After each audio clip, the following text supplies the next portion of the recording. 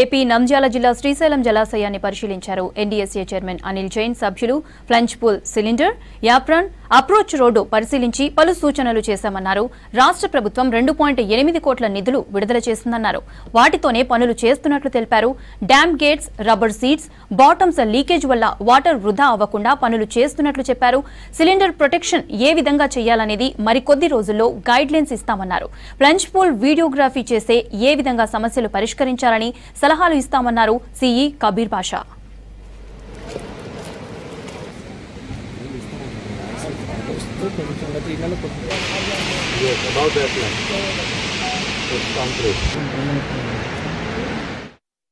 Means regarding safety, regarding what? Sir, regarding safety. Dam is in a very good.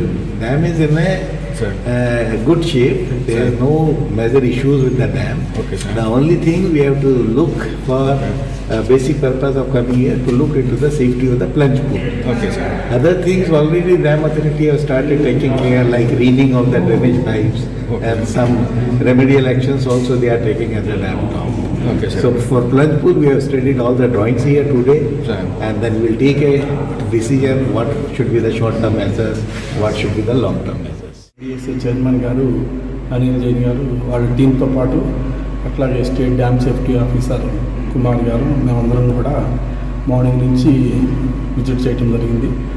First ఇక్కడ PPT presentation అవ్వడం జరిగింది సార్కి.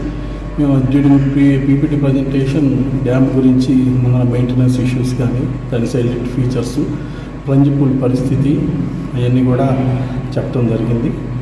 తర్వాత మళ్ళీ మనం సైట్కి ఫీల్డ్ విజిట్ వెళ్ళటం జరిగింది.